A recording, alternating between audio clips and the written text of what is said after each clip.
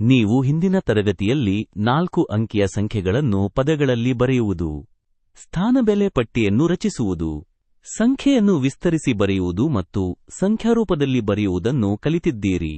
ಈಗ 5 ಅಂಕಿಯ ಸಂಖ್ಯೆಗಳ ಬಗ್ಗೆ ಕಲಿಯೋಣ. ಇದನ್ನು ಈ ಉದಾಹರಣೆ ಮೂಲಕ ತಿಳಿಯೋಣ. ಸಂಜೀವನ ಹತ್ತಿರ ಇರುವ 9999 ನಾಣ್ಯಗಳು ಇವೆ. ಅವನ ತಂದೆಯು ಒಂದು ನಾಣ್ಯವನ್ನು ನೀಡಿದರೆ ಸಂಜೀವನ ಹತ್ತಿರ ಒಟ್ಟು ಎಷ್ಟು ನಾಣ್ಯಗಳಾಗುತ್ತವೆ? ಇದನ್ನು ನಾವು ಇಲ್ಲಿ ಕೊಟ್ಟಿರುವ ಕೋಷ್ಟಕದ ಸಹಾಯದ ಮೂಲಕ ಕಂಡುಹಿಡಿಯಬಹುದು. ಬಿಡಿಸ್ಥಾನದಲ್ಲಿರುವ 9ಕ್ಕೆ 1 ಕೂಡಿಸಿದರೆ 10 ಆಗಿ 0 ಬಿಡಿಸ್ಥಾನದಲ್ಲಿದ್ದು 1 10ರ ಸ್ಥಾನಕ್ಕೆ ಹೋಗುತ್ತದೆ. ಹೀಗೆ ಮುಂದುವರೆದು 4 ಅಂಕಿಗಳ ಸಂಖ್ಯೆಯು 5 ಅಂಕಿಗಳ ಸಂಖ್ಯೆ ಆಗುತ್ತದೆ.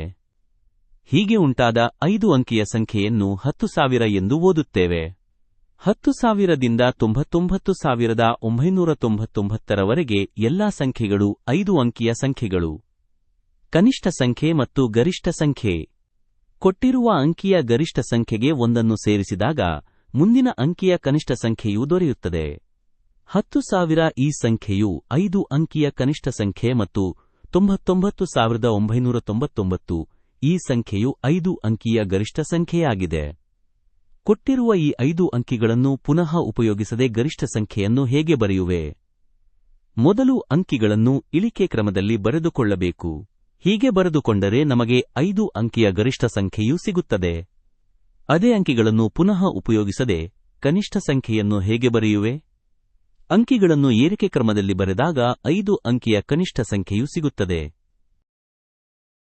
ಹಾಗೆಯೇ 5 ಅಂಕಿಗಳಲ್ಲಿ 1 ಅಂಕಿಯು 0ಯಾದಾಗ ಗರಿಷ್ಠ ಸಂಖ್ಯೆ ಮತ್ತು ಕನಿಷ್ಠ ಸಂಖ್ಯೆಯನ್ನು ಕಂಡುಹಿಡಿಯುವುದನ್ನು ನೋಡೋಣ.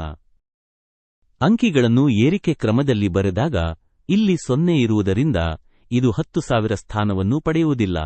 0ಯನ್ನು 10,000 ಸ್ಥಾನದಲ್ಲಿ ಬರೆದರೆ ಅದು 4 ಅಂಕಿಗಳ ಸಂಖ್ಯೆಯಾಗುತ್ತದೆ.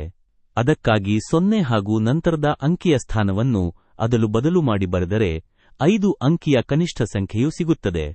ಹೆಚ್ಚಿನ ಆಸಕ್ತಿದಾಯಕ ವಿಷಯಗಳಿಗಾಗಿ ಸಬ್ಸ್ಕ್ರೈಬ್ ಆಗಿ ನಮ್ಮ ಲೈಬ್ರರಿ.